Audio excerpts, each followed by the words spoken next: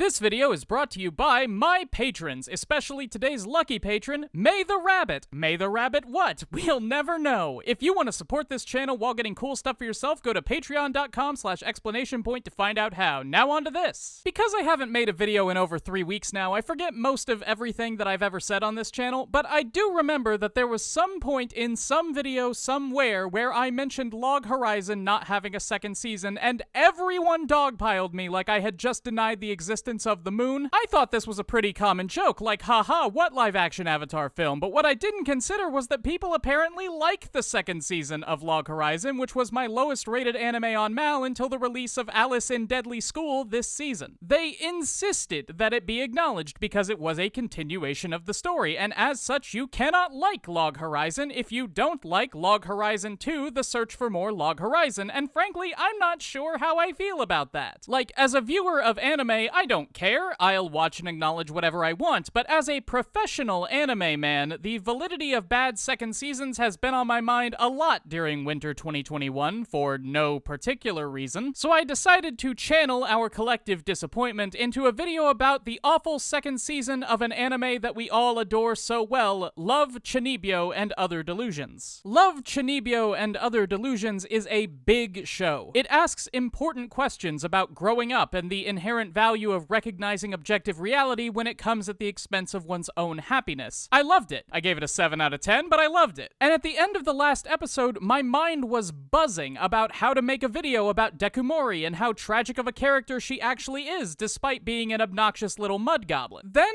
Netflix started auto-playing season 2 of a show that had conclusively finished, and that was wrapped up and was done, and where the characters had profoundly changed and there was no more story to tell. Yet they did tell more story. They trawled the depths of the writing room's waste bins to find more story, and it was awful. The characters all regressed to a point where it felt like the first season had never happened. Rika was once again drowning in fantastical delusions. Shinko was again uptight and self-conscious about having fun. Dekumori was still avidly playing pretend with all her cool pretend playing friends, and my argument was ruined. So with every piece of supporting evidence I was going to use for my video being summarily contradicted, I did what any sane YouTuber would do, and I put a little disclaimer at the top of the script saying, hey, I'm gonna ignore the second season because it's an obvious cash grab that retcons the entire first season's character development and it doesn't matter. And then I stopped writing the script because, can I do that? Doesn't that kind of thinking effectively boil down to, I don't think the second season is worthwhile? Isn't that a value judgment? Aren't value judgments something that analysts are supposed to not do? The second season is content. It's a continuation of the story from the first season. Just because I don't like it doesn't mean it isn't what it is. Yes, in this case, it feels like the people in charge had a series that began as a cool little character study about mental illness and subjective reality, and then realized that these girls are cute and that a couple more beach episodes would sell hella Blu-rays. So I feel like I should be able to just look at the quote-unquote real show and ignore the 12-episode revenue generation machine that follows, but even me saying that is making a lot of assumptions that I'm not licensed to make. Suppose I'm wrong. Suppose the second season of Chunibyo really were a failed, inelegant attempt to improve upon and continue the story of the first season. Surely, for the purpose of analytics, I'm not allowed to ignore part of a work because it's bad. And when I say that something was a cheap cash grab, what am I actually saying other than that no effort was put in to make it good, and by extension, that I'm ignoring it because it's bad? For a bit of context, let's try to shrink the problem down and see if it still makes sense. Suppose I weren't talking about an entire second season. Let's say that it was just one episode that was bad. Let's say that episode 6 of Chunibyo featured Rika's entire body catching fire and being surrounded by demonic energies that reveal that she is in fact the eye of the wicked lord, as she claims. This happens once and is never mentioned again. Rika's Chuni garbage being true would undermine the entire point that the series is trying to make about the ups and downs of living with delusion. It's an obvious mistake on the part of the production team, but I don't think anybody would argue that I can just ignore an episode because it's devastating to my case. So why, then, is it okay to ignore 12? Let's go even smaller and say that it was just one line. Suppose Rika Rika honestly tells Yuta at some point in episode 3, I know this is all fake and I'm only doing it because I think it's funny to mess with you. Can I ignore that? No, that line changes everything. And if the argument of my hypothetical video here relies on the premise that Rika doesn't acknowledge that her delusions are false, well, my argument is just wrong. So if the argument of my hypothetical video relies on the premise that Dekumori has been forced to change as a person and the second season says that she has not, well, surely my argument is just wrong. But there has to be a line, right? Like, if the otherwise perfect Promised Neverland Season 2 started with Emma gathering up all the kids and saying, hey, actually guys, we're property of a cultural system that views us as livestock, freedom is theft, and we must return ourselves post-haste to our rightful demonic owners. Also, human life is inherently valueless and Rei was right about leaving most of you behind, then we could ignore that, right? If a series so thoroughly loses control of itself to the point where it instantly reverses course and undoes everything that happens up until that point, then we wouldn't be under any obligation to acknowledge the rest of it, right? But at the same time,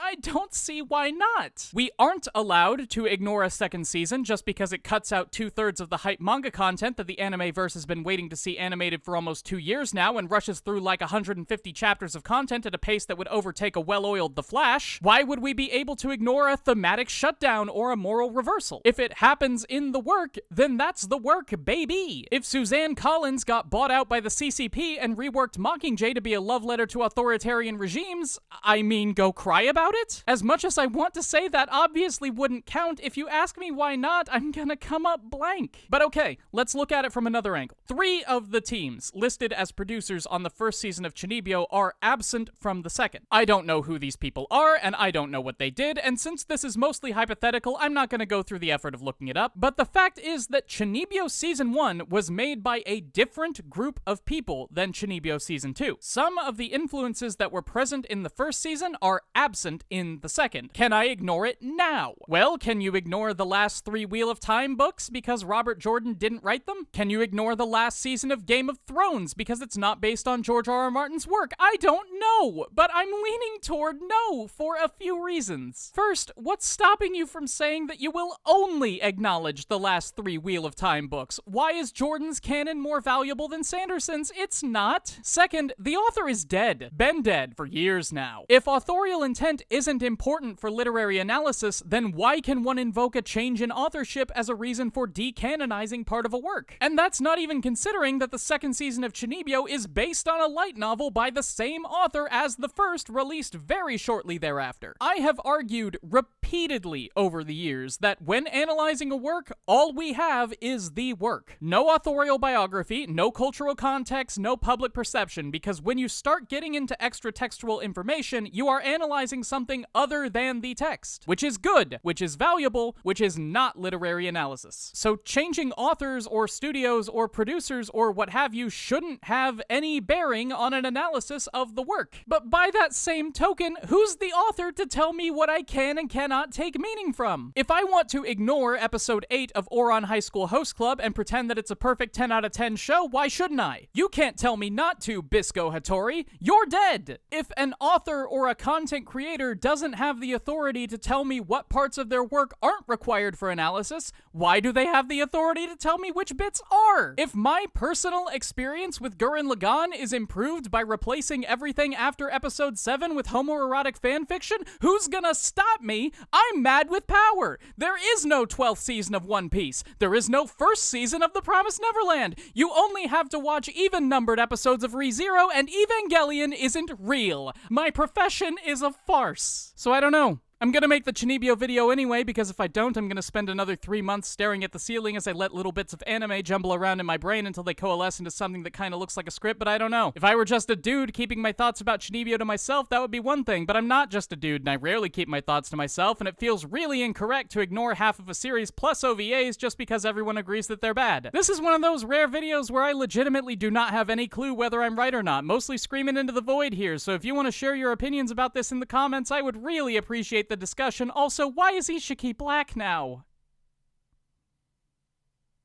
Thank you again to today's lucky patron, May the Rabbit, and to all of my patrons who you see listed here, and to most of my patrons who you don't. You know who you are. Come snow or rain or heat or gloom of night, you are always here to keep my power on and make sure that I've got everything I need to keep these videos slowly trickling out. If you want to join our Discord server, participate in weekly game nights, have your own creative work criticized and reworked by yours truly, and see your beautiful face on my black background, go to patreon.com/explanationpoint to find out how you can support the channel while getting cool stuff for yourself. Subscribe, comment, follow me on Twitter, like the video, ring the notification bell, and until next time, this has been Explanation Point, signing out.